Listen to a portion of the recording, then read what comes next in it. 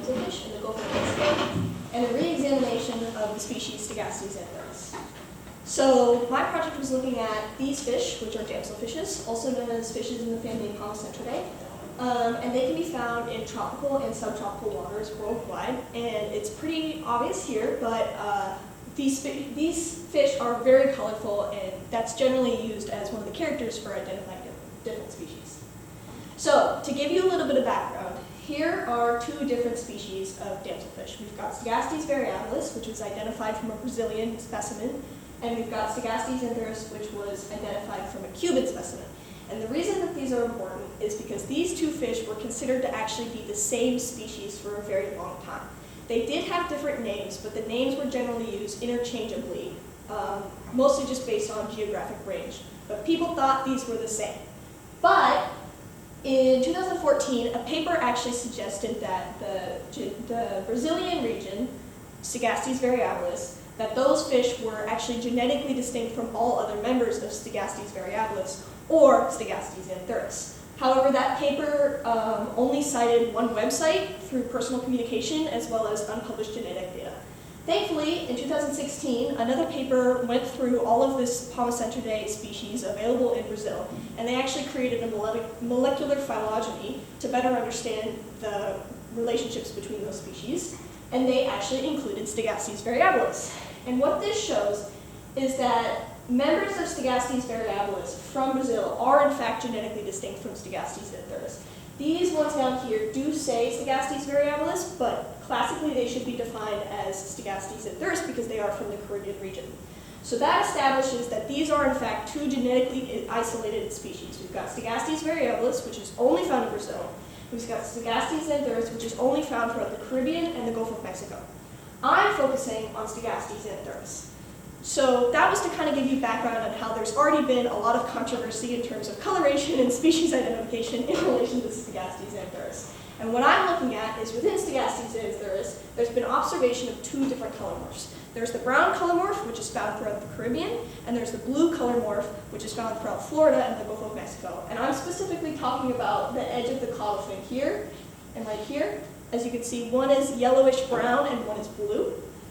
And so my question really is, could Stegastes xantharus actually represent two cryptic species present in the Gulf of Mexico and the Caribbean? Are they delineated by the color morphs? Is there actually any genetic evidence to support this idea? And are these color morphs truly geographically isolated? So I had three different elements to my methods. I had finding live photos of specimens with location data. I compared cytochrome oxidase 1 genetic sequences that were publicly available on GenBank, and I also measured and compared the morphology of preserved specimens. So when I was collecting photos, I used both public and private sources. So public sources included sites like iNaturalist, where pretty much anyone can upload a photo and it's collectively identified by the community online. And I also used the private sources, where it was literally people's personal websites where they uploaded photos from dives they've been on. And what I found was this is the general pattern of Stegastes xantharus. So we've got picture A, which represents the juvenile, where it dorsally has a lot of iridescent blue. Picture B, which I would define as the subadult, which still retains its iridescent blue, but as you can see has lost this dark spot on the dorsal fin. And then both photos C and D represent what I believe to be adult female specimens. And this is the actual life stage where you can see the different color morphs as shown by the two caudal fins. I cannot reliably say that you could use males to find the color morphs because the males do have gender-specific coloration at breeding time, and I just simply don't have enough photos to say whether or not the morph is actually visible in that breeding coloration. And what I found was pretty conclusive. So all the yellow tail morph photos were pretty much found in the Caribbean, and all the blue tail morph photos were found in Florida and the Gulf of Mexico. Again, I had limited photos because the photo had to be A, of an adult female, and B, actually show the tail in the picture. But they were very geographically isolated in terms of where the photos came from. So then, turning to the genetic side of things, we generated this phylogeny using the Bayesian MC cubed method. And we included two different outgroups of species that were not Stegastes variabilis and Stegastes xantharus. and we included both specimens of Stegastes variabilis and Stegastes xanthoris. And what we found was it generally splits into three main clades. You've got the Brazilian clade down here, which is the truly defined Stegastes variabilis. You've got this clade here, which I've highlighted in yellow, but I can't actually confirm what tail morph these individuals were. But all individuals of the yellow morph came from the Greater Caribbean. And then at the top, we have the blue clade, which represents only individuals from Florida and the Gulf of Mexico. And so these numbers that you see at the base of the branches here basically mean that these clades, or the position that the fish are in, is very highly supported. So the yellow clade and the blue clade are both very distinct. There's very little overlap, if any. The individuals within the clade are very closely related, but between clades they're very different. Again, I could not verify the color morphs, but this tree supports the idea that the two populations of the Caribbean and the Gulf of Mexico are genetically isolated from each other, which is something we see when there's different species. When I was looking at physical specimens, I was able to measure 53 fish from the Smithsonian Fish Collection. I used methods that were used in another paper that was used to describe a new species of Stegastes damselfish. I did 4 heuristic counts, which were counts that had to do with the physical structure of the fins and also the physical structure of the scales. And then I also had 16 body measurements. I eliminated juveniles based off of coloration in relative size. And what I found was pretty inconclusive. I did not perform any statistical analyses on my values for the principal component analysis. But what this is generally saying is that the northern group of the Gulf of Mexico and the southern group of the Caribbean are pretty much the same. You could take one fish from one and one fish from the other and count them and compare them, and you probably wouldn't see any difference. But again, I haven't done any statistical analysis on that yet.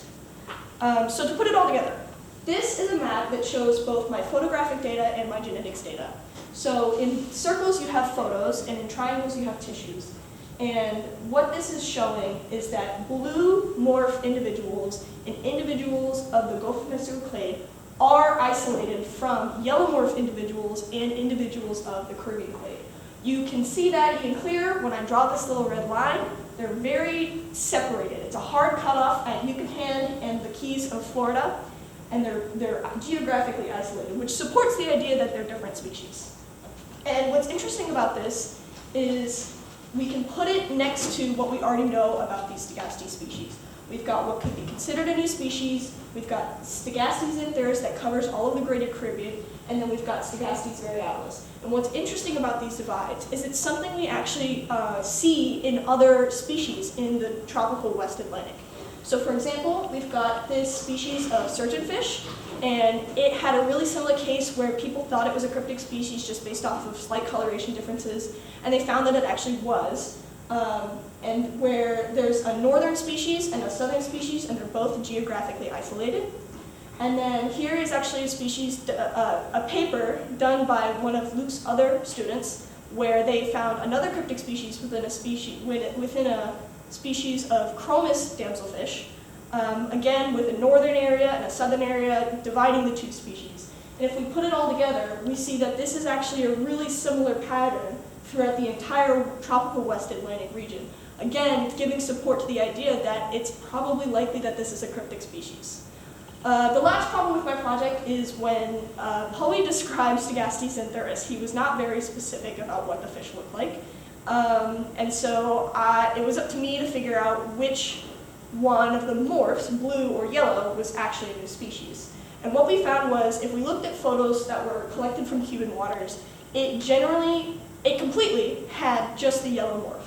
So this yellow morph of fish should be considered the true Stegastes xanthoris, and the blue morph should be considered a novel species. In summary, I have photographic evidence of geographic tail morph separation. There's strongly supported genetic divide between the Gulf of Mexico and Florida clade and the Caribbean clades, but I could not find any significant morphological differences between the species. And given these differences, the blue tail morph should be a new species, and the yellow tail should retain the name Stegastes xanthoris. I'd like to thank Luke Tornabene, my capstone advisor, for giving me this opportunity to work on these amazing fish, Diane Patassi of the Smithsonian Fish Collection, and also Jenny Gardner for helping with my R coding, also SAS in the Smithsonian, of course. Thank you.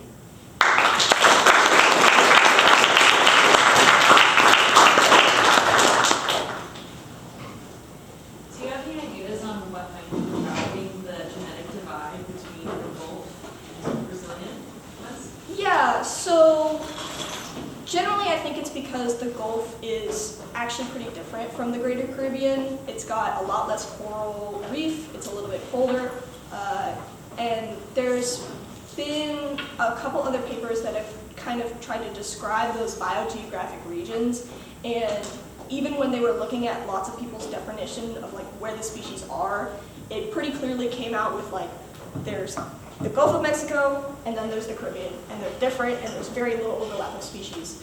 And in terms of the Brazilian one, I'm not sure. Again, it probably just has to do with like a really big distance.